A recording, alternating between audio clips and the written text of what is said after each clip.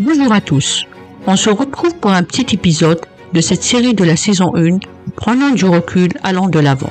Soyez les bienvenus. Dans cet épisode, la question est: boycotter Internet est-elle une solution pour éviter les cyberattaques? Je vous invite à écouter cette vidéo du secrétaire d'État chargé de la transition numérique et des communications électroniques, Sidreco. Aujourd'hui, la cybersécurité, cela concerne tout le monde, qu'on soit une TPE, une PME, une ETI, un grand groupe. Le risque cyber est un risque auquel on doit faire face. On le voit, énormément des entrepreneurs, des entrepreneuses qui ont été touchés par des problèmes de cybersécurité nous disent qu'ils auraient aimé pouvoir prévenir ce genre de risque et avoir quelqu'un qui les accompagne. Mais trop souvent, quand on prend conscience de ce risque, on ne sait pas à qui s'adresser. On ne sait pas comment faire pour prévenir les risques, comment faire aussi une fois qu'on a été touché. C'est pour ça que cybermalveillance.gouv.fr, avec le soutien du gouvernement, a lancé le label Expert Cyber. Le label Expert Cyber, il labellise des professionnels de la cybersécurité partout en France, à côté de chez vous, qui doivent accompagner les entreprises françaises dans leur prévention et leur guérison d'une certaine manière lorsqu'un risque cyber est avéré. Alors, n'hésitez pas, ayez-y recours et faites en sorte de parier sur le label Expert Cyber. Cybermalveillance.gouv.fr est un programme gouvernemental assumant un rôle de sensibilisation, de prévention et de soutien en matière de sécurité du numérique.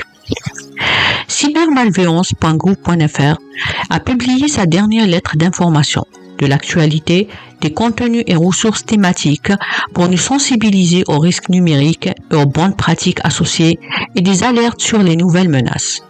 Découvrez-la et abonnez-vous dès maintenant. Alors, les 5 points à retenir. 1.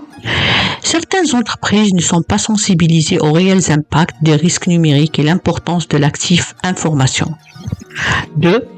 Tester régulièrement, connaître, comprendre et anticiper les menaces et mettre à l'épreuve la sécurité des systèmes d'information, des applications, des sites web et des réseaux. 3.